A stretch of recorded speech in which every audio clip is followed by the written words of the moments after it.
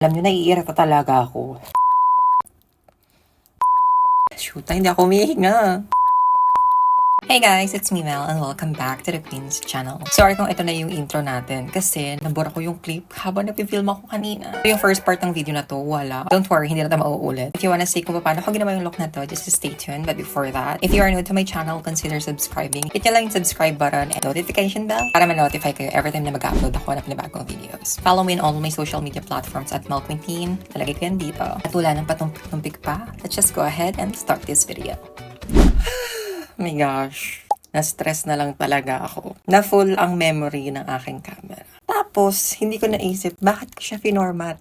Like ngayon, dyan sa hindi na-delete yung first part nitong video na to. Kung paano ito magiging tutorial ngayon. Anyway guys, since nandito na naman ako, explain ko na lang sa inyo kung paano ko na-achieve yung ganitong state ng ating face. So nag-prime ako, ginamit ko itong Vice Cosmetics na primer. Tapos naglagay ako ng white na face paint. Ito lang naman yung ginamit ko sa buong face ko. Though nag-block pala ako ng kilay, so alam niyo na ako paano kami nag-block ng kilay. And then, ginamit ko tong dalawang palette para ma-achieve to kung ano ang meron tayo sa face natin. Ito.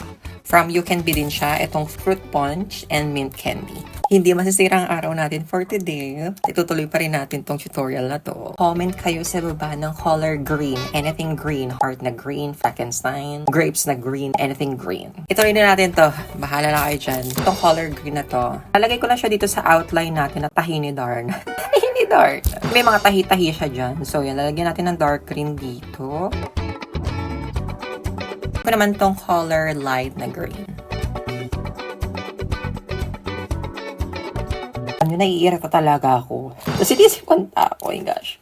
Ako na super dark green, since walang super dark green doon. Gagamit lang ako na ganitong palette. Hindi ko sure kung super dark green to pag nilagay ko sa skin ko, pero let's try. Yan, super dark green yun. Nakikita nyo ba yung difference?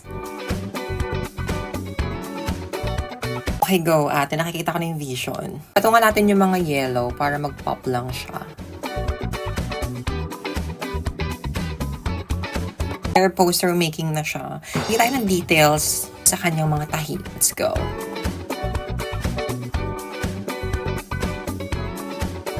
Perfect! Love it!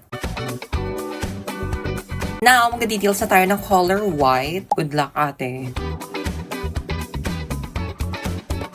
Shoot, hindi ako humihinga. Talagay na ako ng shadow na color black dito. Kasi black and white yung eksena natin dito. So, maglalagay ako dito bago ako maglagay ng white na detail. Ayan, carry lang yan kahit di masyadong blended kasi lalagyan naman natin siya ng white na detail. So, medyo matatak pa naman siya.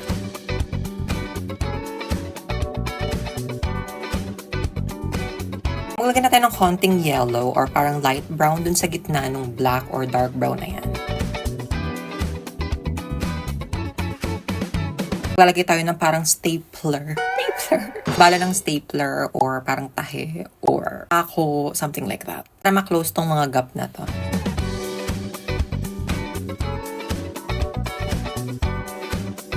Set, nabubuo na siya. Maglalagay ako ng detail na color black.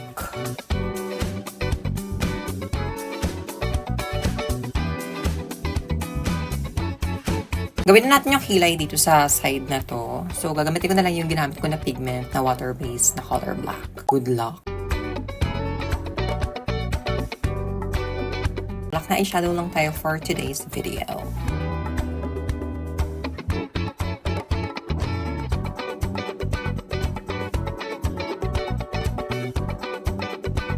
Ate, nabubuo na siya. Walang burgundy dito. So, gagawin ko na yung other eye. Mabilis lang to kasi medyo messy lang naman siya. Perfect! Nagets ko din ang kanyang shape.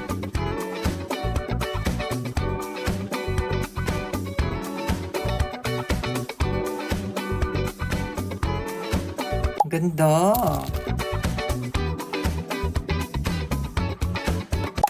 Perfect! But there you go. So, eto na ang ating look. Maglalagay lang ako ng lashes. Gagawin ko yung body ko. And I'll be right back for the final look.